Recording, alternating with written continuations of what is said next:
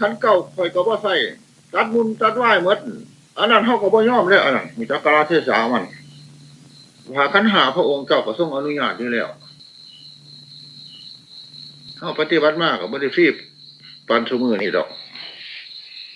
หาทั้งข้าเอาเก่าของเขาตัดจุนดอกมาท่ามูเนี่ยมันวาสนาร้ายก็ห้า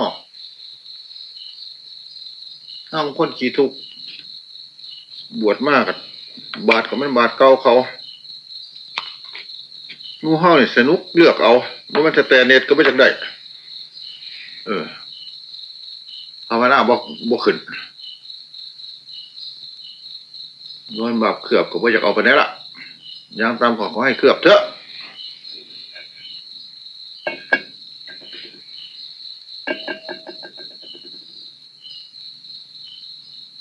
ถ้าในพาคือกันทำเนียมของผ่าขันว่ามันผ่าได้ปีนี้ก็ไม่จะตัดนั่นก็ไม่ถือได้ส้มเก่าก็เก่าไปเรื่อยมันก็ไม่ถืออันนี้ก็ได้ก็บ่แม่นห่วงบอกให้มันเป็นถ้ำอันนี้ผู้ว่าพุทธศาสนาก็ว่าแม่นเฮาผู้เดียววัดก็ยังบ่ทันห่างอันนี้วัดก็ยังเป็นวัดเต็มภูมิอยู่นี่เฮาสิขึ้นจากบูชาได้กิเลสเฮาผู้เดียวมันก็บ่ถือเขาว่าขึ้นหน้าขึ้นหลังอันนี้ผ่าที่มันบางพ่อตัดผ่าทั้งข้าได้พ่อเป็นผ่าทั้งข้าได้พ่อเป็นมุ่งได้พ่อก็แสวงเลยพอตัดผ่าทั้งข้าเพราะเขาความเรื่องชีวิตเรื่องรวยผู้อื่นนี่บอกของฉันอันพาพ่อทิมพ่อกับจังทิมแน่บ่พ่อทิมกับยัดสุทิมก็ให้มีตามมีจุดในจักรบอลนี่ว่าจะขาดกลางในทิมโรดเต็มนี่น้ำกุดน้ำกิดมันไปจะอุกหรือว่าจากต่อกลางนี่ดิคือเบื้องพระอานนท์นู่นพาขาดแล้วเขายังเอาไปฟักไปหยำใส่เปียท่ากุฏิอันที่มันแอมไม่โดยยังเอาไปท่าไปยังหรือฟักแล้วผสมกับดินปั้นเจ้ามันจะทรงอนุญาตว่าพระอานนท์เป็นผู้มีคติเมลูนี่แล้วมาปีนั้นนั่นมาเทศให้ฟังซะดีกระทินผาเบียงหนึ่งเบียงกันหนาวเอาไปเช็ดตีนผ้าดีๆอยู่แล้วเลยเอาไปซักไว้ว่าเก็บนี้สมควรพ่อเฮ็ดเพดานจังเฮ็ดมาสมควรพ่อเฮ็ดเพดานเลยจะสุกเฮ็ดองค์พุทโธมาถ่วงนิดเทียนึงเขาคือจะตายนะเพียพาเพดานพื้นนี่คือดีๆอยู่โบราณเห็นขาดจากบอลเป็นที่ทำคนออกมาที่ทำเป็นคือทันละมุ่นก็ใส่บ่ได้เอาไปเฮ็ดน้ำเอาสุกี้ยศใส่แหละพิมพ์ก็องโยกทุกคน3 พื้น 4 พื้นตัดเอาไม้ตะพืชขันถือว่าออกกระสุนไฟทิมใช่ก็ยังดีเพราะว่าบ่ดีบ่ถือน้องประเทศเคยว่าข้าวอยู่บ้านชี้เชียงใหม่บ้านหมอชี้เชียงใหม่ข้าวอยู่บ้านวางแถวบ้านหน้าชีดานพ่อเกามังนี่ทิมพ่อเกามังนี่ทิมประเทศเพดานนะญาติโยมเขาบอกว่าให้ตีบ้านนี่เขาสังเกตเบิ่งว่าผู้ใดบ่มีเขาจังเอาไปบังกุดเอาว่าซั่นถือทรมานเทื่อนึงเลยเฮาว่าซั่นหลายปีอยู่ว่าซั่นเขาเฮ็ดว่าซั่นซุมื้อนี่มื้ออึดแล้วเพิ่นก็มีพอได้ใช้คือกันคิดกันแต่ว่ามีน้อยมีหลายซื่อไปอยู่บันไดพอได้ใช้หมดถ้าซุมื้อบุญพระพุทธพระธรรมพระสงฆ์บุญครูบาอาจารย์คิดกันว่าแต่มีน้อยมีหลายซั่นน่ะถ้าอยู่ไสก็บ่พอสิได้ตามหน้าตามหลังหรอกเรื่องความเพียรเป็นของสำคัญที่สุดศาสนาที่ตั้งอยู่ได้ก็เพราะปฏิบัติเพราะความเพียรแล้วมีทิฏฐิเสมอกันไผก็หวังพ้นทุกข์ทุกท่านทุกคนไผก็หวังปฏิบัติเพื่อศีลธรรมของไผของมันให้มันเจริญไปวางแผนปลาเถื่อนอย่าสิพากันไปเฮ็ดจับกกจับเรากันวางแผนปลาเถื่อนบ่ถือ บ่เจริญแก่เจ้าของด้วยบ่เจริญแก่สำนักด้วยแก่วงตระกูลของเฮาอีกด้วยวงตระกูลของเฮาสิหมายค่าใดวงตระกูลลูกศิษย์พระพุทธเจ้าว่าเป็นส่วนปรมัตถ์มันสายใดก็สายลูกศิษย์พระพุทธเจ้าน่ะบ่มันสิสุดเป็นสายหลวงปู่มันก็แม่นสายลูกศิษย์พระพุทธเจ้าน่ะสายพระในจันทร์ซ่าก็สายลูกศิษย์พระพุทธเจ้าน่ะสายท่านศรีก็สายลูกศิษย์พระพุทธเจ้าน่ะอันเฮ็ดถือก็ถ้ามันพอสิเป็นลูกศิษย์เพิ่นได้เป็นลูกศิษย์เพิ่นได้ก็นับแต่พระโสดาบันขึ้นไปนี่จังสิเต็มภูมิตามกระนั้นลงมาก็เป็นลูกศิษย์สมมุติน่ะอุบาสกอุบาสิกาก็คือกันการเฮาหวังประโยชน์ส่วนร่วมนะคำว่าประโยชน์ส่วนร่วมสิหวังซ้ำไหนขนาดเฮานี่ล่ะประโยชน์ซ้ำนี่เฮาก็เฮ็ดซ้ำนี่เฮาก็หมายประโยชน์ส่วนร่วมตามสติกำลังลาภยศของเฮามานี่ล่ะเพิ่นอาจารย์ศรีเพิ่นก็หมายแนวนึงเพิ่นมีบริษัทบริวารหลายเพิ่นก็หมายใหญ่ไปกว่าเฮาสำหรับเฮานี่สำหรับเฮาก็หมายแต่เฉพาะบุญวาสนาของหมู่เฮานี่ล่ะหมายประโยชน์ส่วนร่วมส่วนประโยชน์ส่วนตนก็ประโยชน์ส่วนร่วมผู้หวังประโยชน์ส่วนร่วมมันก็เป็นประโยชน์ส่วนตนอยู่ในตัวคือกันอันนี้สงฆ์ที่เราหมายประโยชน์ส่วนร่วมเนี่ยมันบ่ได้จักเม็ดว่าเฮาบุญมันก็ได้มันก็เป็นประโยชน์ส่วนตัวอยู่ซ้ำเก่าอันเฮาหมายทำลายประโยชน์ส่วนร่วมเนี่ยมันก็ทำลายประโยชน์ส่วนตัวอยู่กับซ้ำเก่าของสันเอาโลดมันสิได้เด้มันทำลายเด้ทำลายส่วนร่วมกับทำลายส่วนตัวคือเก่าหวังประโยชน์ส่วนร่วมกับหวังประโยชน์ส่วนตัวของเก่าอันเดียวกันหลวงปู่มหาเคยว่าได้ถามเราเคยให้เราถ้ากุลท่านยาวเพิ่นไปอยู่ผู้เดียวเนี่ยมันประโยชน์ส่วนตนเพิ่นหรือประโยชน์ส่วนร่วมมั้งบ้าก็อยากตอบอย่างนี้ว่าพระมหากัจจปะหมุนเพิ่นมักซื้อสุดงมันประโยชน์ส่วนตัวมีประโยชน์ส่วนร่วมที่ว่าให้แม่นคือสิแม่นประโยชน์ส่วนร่วมมั้งคนเพราะว่าภูมินิสัยยังสั่นคือจะเอาเป็นอย่างดีว่าซั่นเพราะมันบ่ผิดธรรมผิดวินัยแม่นละผู้ขี้น้ำการน้ำงานเนี่ยส่วนต่างหันนี้เนี่ยมันก็เป็นประโยชน์ส่วนร่วมเป็นประโยชน์ส่วนเจ้าของสำคัญละเจ้าของเฮ็ดจังซั่นก็บ่ใช่มันสิทิ่มสิเสียมันก็ได้ประโยชน์ส่วนเจ้าของส่วนกุศลผลบุญก็ได้ว่าของฉันว่าสิ่งไหนที่มันเบียดเบียนตนสิ่งนั้นมันก็เบียดเบียนผู้อื่นคือกันสิ่งไหนมันเป็นประโยชน์ส่วนตนมันก็เป็นประโยชน์ส่วนผู้อื่นอยู่ในตัวคือกัน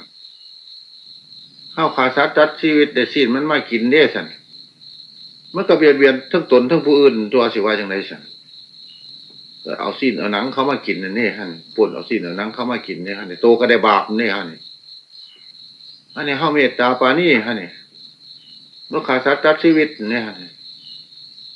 นอกก็ได้ประโยชน์นำสัตว์ทั้งหลายก็ได้ชีวิตนำบ่ได้ความเบียดเบียนนั่นมันก็ความเดียวกันนั่นแหละสิ่งใดที่เป็นประโยชน์แก่ตนมันก็เป็นประโยชน์แก่ผู้อื่นในตัวนั่นแหละสิ่งใดมันเบียดเบียนตนสิ่งนั้นมันก็เบียดเบียนผู้อื่นในตัวมันอันเดียวกันยุคหนึ่งกับพ่อ100 ปีเกิดมาพอไหวมือกับท่านได้มือจิตมือใจมือสติมือปัญญาทั้งมือนอกมือในนั่นแหละใครบอกท่านไหวมือกับตายทิมซื้อพ่อ100 ปีจังตายสุขคนของแมนบ่จะเป็นมือใดบุ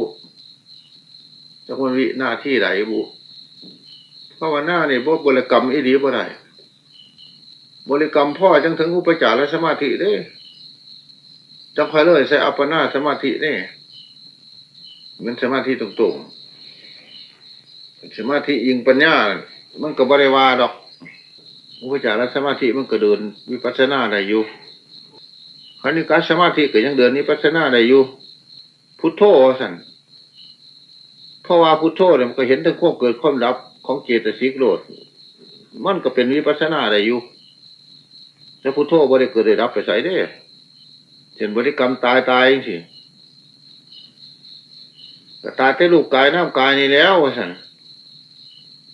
ถ้ามันบ่ตายไม่อยู่ท่านถ้ามันรู้สัมปยุตพร้อมกัน มันก็เป็นวิปัสสนาได้คือกันรู้พร้อมกันในเวลาบริกรรมผู้รู้มีอยู่ผู้หนึ่งเลยผู้บริกรรมมีอยู่ผู้หนึ่งเลย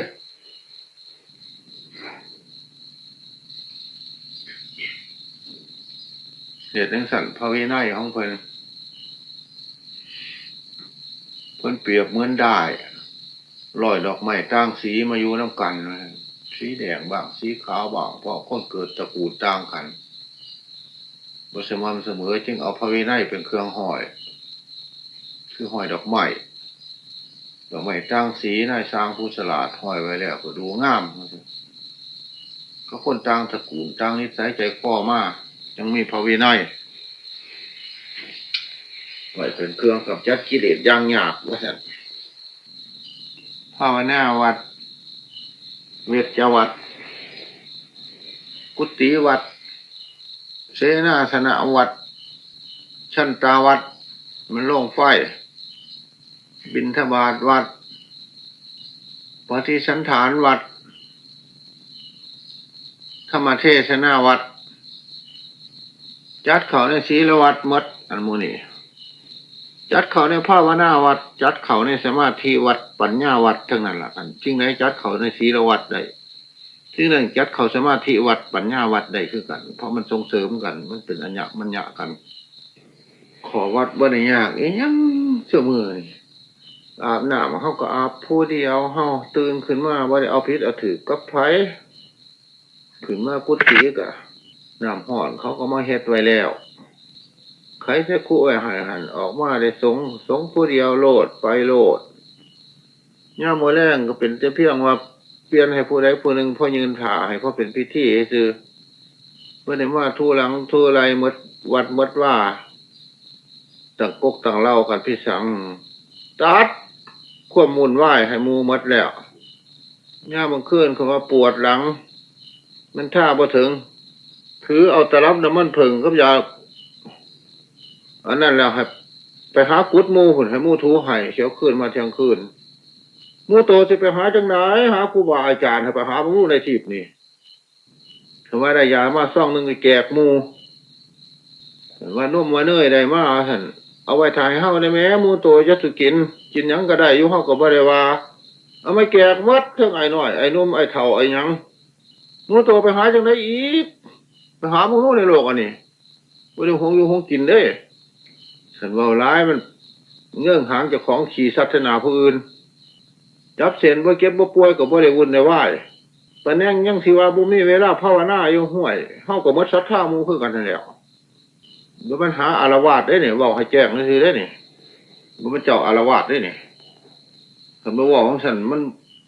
ไฟบ่ไปต่อบ่ไปไฟจูดก้นมันบ่ดีดแล้วมันหาพิษได้เนี่ยมันถือเป็นเจ้าอารวาสได้เนี่ยบอกให้นึกให้คิดได้บอกให้สลดใจได้นี่ไม่สั่นสิว่าที่โตถึงนาเดียวสิว่าที่เข้าผิดเดียวนี่สิว่าถึงที่เข้าผสมฐานะโตเมื่อใดกูได้คู่บาอาจารย์ผสมฐานะปฏิวัติที่สนอผสมฐานะกูปฏิวัติที่สนอบอกว่าจริงมันให้ฟังไงขุนมันหายแต่เมื่อเศร้าขุนมากกอมันเนี่ยลองมองเลยดิอันไม่สีฟันเอาไว้ที่พุ่นเขาบอกเคยปฏิบัติครูบาอาจารย์มา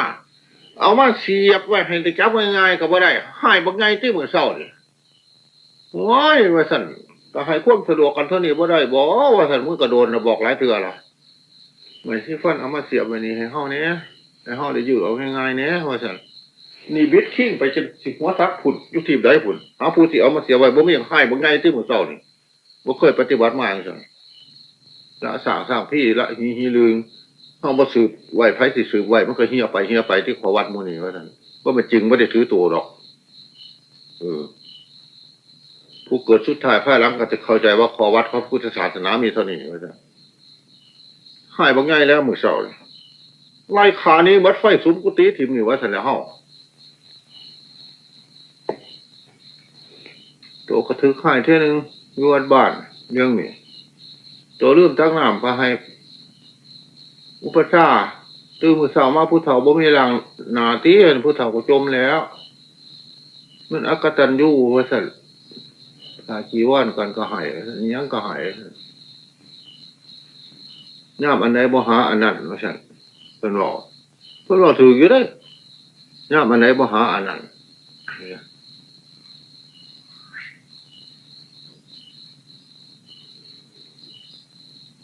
อันผู้นี้เริ่มผู้อื่นก็อดทนเบิ่งแล้วว่าซั่นเพิ่นบอกไปอีกว่าบ่มีบ่แท่งในนี่ก็ได้ก็เฮาแม่นอาจารย์ทุกคนนั่นตัวว่าซั่นเพิ่นว่าอุปชาทุกคนตัวอุปชาผู้เดียวจะผู้คนมากอุปถากไกลนี่บอกว่าซั่นเรื่องจังบ่เบิ่งเด้ว่าซั่นเพิ่นว่าเพิ่นก็บอกมีบ่แท่งในอุปชานี่ก็ได้เฮาได้เฮ็ดหน้าชำนำอยู่แต่นั้นมาเค็ดตายแล้วก็ได้สองตาตะบ่มื้อนี่เสร็จมหาราชน่ะถ้ากันมาดอมสมอนี่ฟังเสียงเทบักสมอใส่คู่สันได้ยินฮอดพรหมโลกคุณกูเก่งกูเก่งกูเก่งกูเก่งโอ้ยว่าซั่นมื้อโตเฮ็ดค่อยๆกว่านั้นบ่ได้บ่ว่าซั่นมันคือโพดคือเหลือแท้ว่าซั่นพระก็มีอยู่หั่นจักสิเทแห้งเลยหาเที่ยหลวงปู่นอนอยู่ให้เที่ยหลวงปู่ภาวนาอยู่บ่ไผว่าจะคนเฮ็ดตามอำเภอใจว่าซั่นบึ้มบ่มบึ้มบ่มซึ่งได้ยินฮอดพรหมโลกเสียงเทบักสมอหายไปที่ง่อยกุฏินี่เข้าที่ไปเทศลงเหวผุนวัดได้นี่ว่าสั่นมันกินว่าเป็นว่าสั่นมิดจันลั่นปัญญังขนาดพากับมีฟังเสียงอ่ะโอ้ยจะไปเฮ็ดแห้งนะฮันเทียนหลวงปู่นอนรับอยู่ฮันหลวงปู่ภาวนาอยู่ก็ดีมันเกินไปท้องอยู่ว่าสั่นแต่ควายเทศควายยังมันกับบ่ปานนั้นหรอกเทศบึ้มลงเท่านี้ก็กูเก่งกูเก่งกูเก่งนี่ฮอดสิได้พุ่นมันแล้วง่ายกว่าของแม่นบ่แต่เก่าเที่ย10เที่ยพุ่นเอาอยู่หั่นดำบาดให้เฮาก็บ่ว่าดอกบ่มันสิจับผิดจับถูกก็ดอกคือบ่สำเนียกก็ดอกก็เดียวว่าซั่นเฮาว่าของเท่านั้นมันก็บ่พิจารณาแต่พอมันภาวนาบ่เป็นเด้ว่าซั่นเฮาว่าอันไม่ที่ฟังก็คือกันน่ะอาจารย์ที่วัดมันบ่มีจังเม็ดแต่พ่อภาวนามีแต่มานาทิฏฐิน่ะว่าซั่นเนี่ยบวกมานาทิฏฐิอยู่เสมอครึ่งหยังอยู่ว่าซั่นเนี่ยหายบักง่ายเลยอ่ะสมตัวบ่เคยได้ปฏิบัติมากับครูบาอาจารย์จังซั่นเคยได้ถึกหัวมัวมากคือกันว่าบ่มันหมายความว่าดีแล้วคือคอดเพิ่นหัวมัวมากคือกันน่ะเอามาเว้ามาเทศนี่บ่มันตัวดีหมดได้เดียวดิ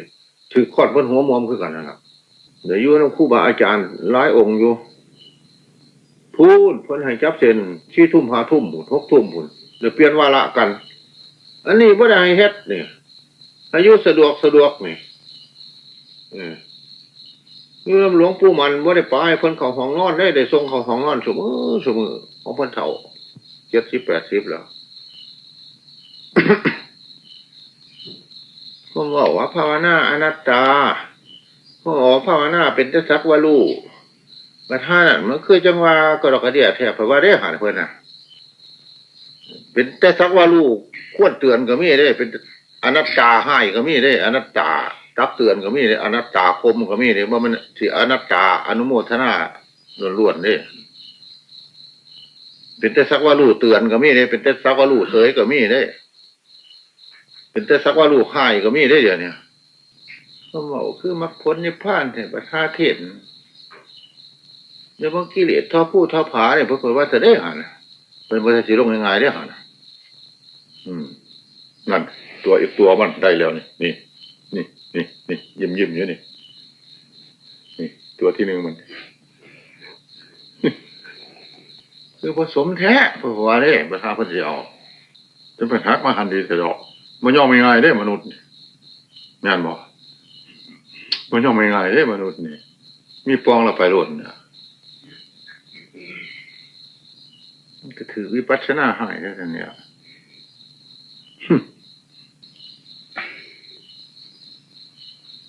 เครื่องมืออันหนึ่งนักใจที่สุดพอเห็นมันจะเก็บแล้วตากแดดกับตากยังหันแล้วนี่เดี๋ยวอันหนึ่งมันผิดกับปฏิบัติมากับครูบาอาจารย์ตากแดดกับตากยังหันแล้วเมื่อบอกเขาว่าเก็บแล้วอันนี้ฉะนั้นมีท่าควนเสียมมาสั่น ค้าคือกันคันนี่เวลาทำงานคุกคุยตากแดดอยู่หันแล้วหาผู้ที่ออกเขาห่มก็บ่มีรวยคือกันเก็บก็คือกันถ้าสิอยากเก็บไว้ใส่ทิ่มหะไปแขวมันนู่นน่ะของมันไผสิชนะฝนเงี้ยหลวงปู่มันขุดจกขุดเสียมแล้วน่ะได้ล้างเบิดน่ะบ่หันเอาค่าขี้ดินไปไว้ล้างไว้เรียบนี่ได้ออกการออกงานคือการถามอันนึงบ่เห็นเนี่ยเอาแล้วผู้เฒ่าห้องขับวัดล่ะไปหาตั้ง10 นาที20 นาทีจังได้อันบางคนเอาไปไว้ส่วนตัวแล้วเป็นข้อตีตะปูมันขันมีการมีงานเพิ่นถ้าจะให้เพิ่นท่านได้ถามหาฝ่าออกมาแนวท่านก็ยังไข่อยู่ถามหาว่าบ่เห็นซ้ำไผก็บ่อยากออกมาใส่คันเอาไปไว้กุดล่ะอันนั้นก็เป็นตาสั่งบ่ถูกอันนั้นในหน้าเพิ่นเมื่อบ้านเนี่ยค้อนตีตะปูของเพิ่นมีเท่าใดแสลงของเพิ่นมีเท่าใดเอาให้มันถูกของเพิ่นได้จะไปกักไปตูนไว้ได้มันสิเป็นอาบัติเด้อยากเป็นสิบอกมันดีกว่าอาบัติก่อนของเพิ่นมีเท่าใดมันหักเท่าใดมันเพ่เท่าใดแสลงของเพิ่นมีเท่าใดส่วนมันขาดมันเพ่ไปแล้วก็แล้วไปสิเป็นจังปุ่งจีนรักษาศาสนามันรักษาหมดส่วนแนวเลยมันรักษาแต่อันเดียวเลยของสงฆ์บ่อยากรักษาเนี่ยแบบหนึ่งเขามีสิทธิ์ที่กู้ได้คือกันแล้วมาถึงเรียมถึงไร่เดี๋ยวอยู่ศูนย์กลางมูแล้วบ่มันเฮาสิไปอยู่กุฏิปากข้างพุ่นทานขึ้นมาหลายท่านหลายคนอยู่อันที่ผ้าไปหาเสยศาสตร์ผ้าไปหาเรียกหาพาเนี่ยอย่าสิพากันไปไม่แต่พ่อแม่ครูบาอาจารย์ผู้ขาบุญไหว้ไม่แต่สำนักบ่ดี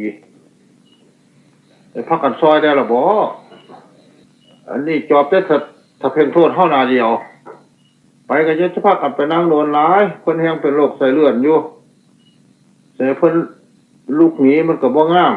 เพิ่นแห้งเป็นคนเกรงใจคนก็มีผู้เอาจากคนนี้จอบได้สิเธอเพ่งโทษเท่าเพิ่นหายให้เท่าเท่านึงหลวงปู่มหาไผมาแต่ไสเลยเข้าถึงเฮาโลดเข้าทั้งเฮาโลดว่าซั่นการมีหมู่ไว้ก็บ่มีประโยชน์ที่เพิ่นว่าจักมาดีมาหายเขาเข้าถึงเฮาโลดเข้าทั้งเฮาโลดเพิ่นว่าควรให้เขาก็จังให้เขาก็ซอยหูเป็นสูงเป็นตากันแล้วบอกกันมีลูกมีเต่าก็ได้เลยเพิ่นหายให้อยู่ความสะอีนี่มันแช่งเพิ่นหายให้ไผเขามาให้ถึงเฮาปันเฮาเป็นแม่คำห้างว่าซั่นลูกเต่ามีบ่ปัดบ่ปลายซอยว่าซั่นพระพุทธเจ้าองค์ใดทรงเสริมอบายมุขมีจักพระองค์บ่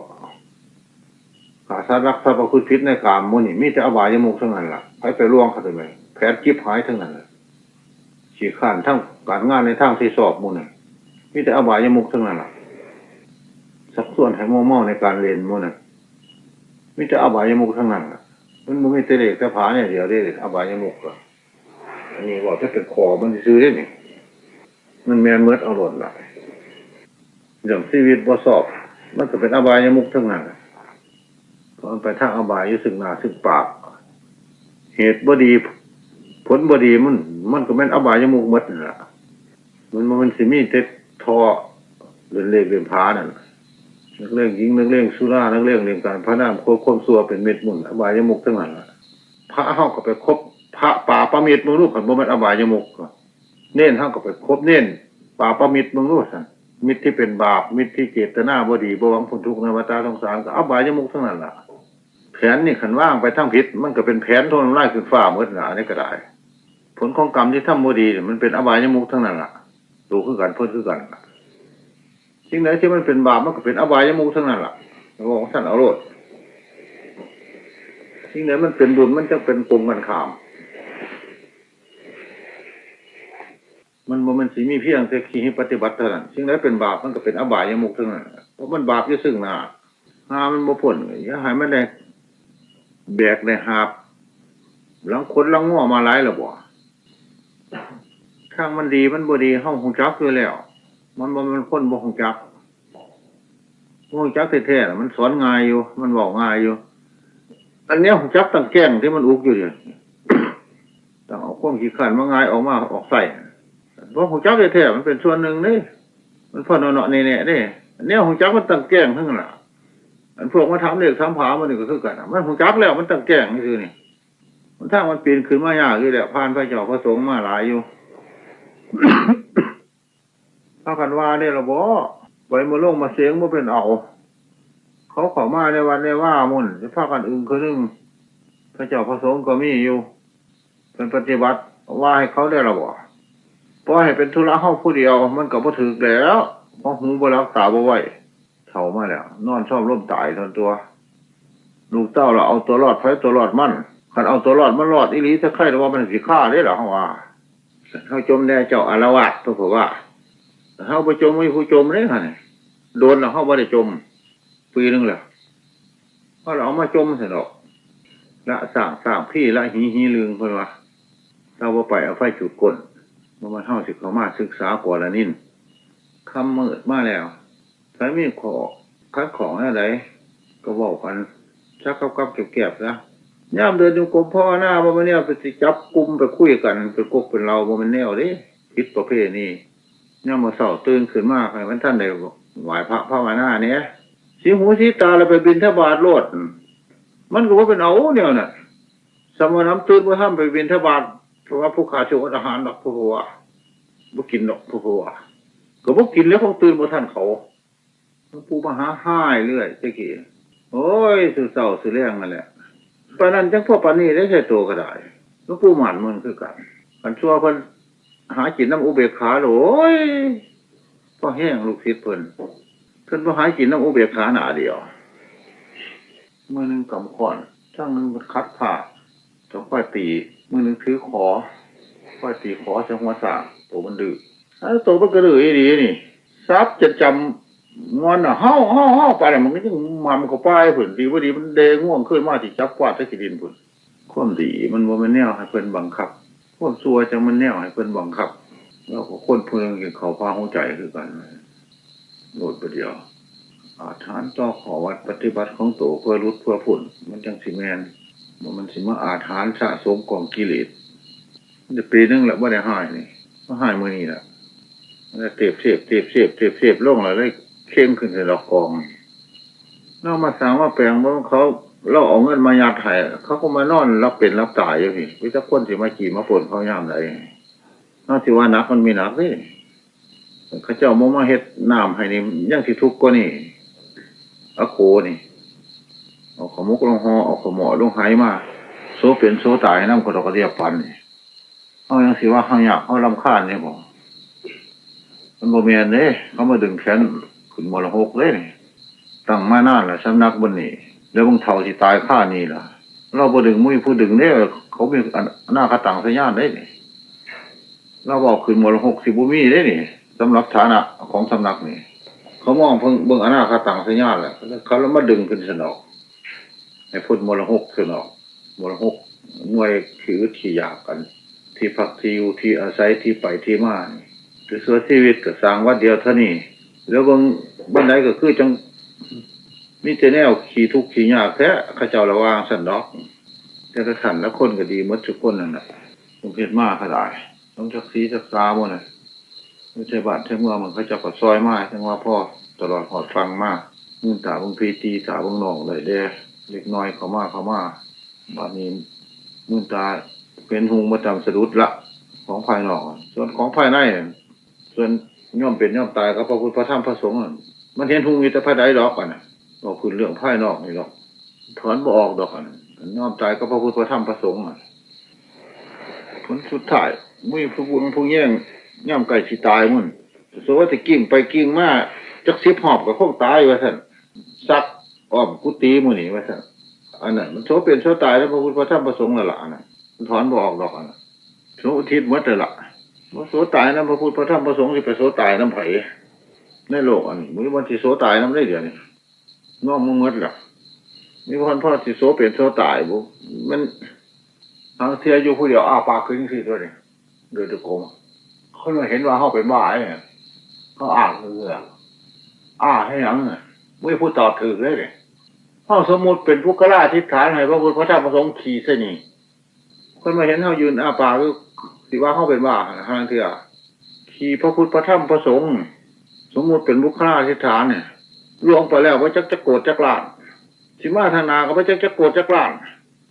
สกลละกายสกลละวายกาสกลละใจให้ขี่รถเงียวรบเหยียดย่ำทนไล่ค่ายน้ำโมกใส่อยู่ทุกเมื่อว่ามีประมาณผลอธิษฐานไว้ยังสั่นละสูงเลย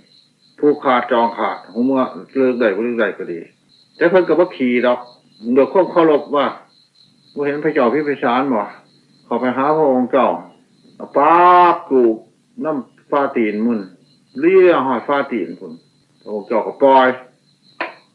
ที่เลิกกันก็ได้ให้ที่เลิกกันก็ได้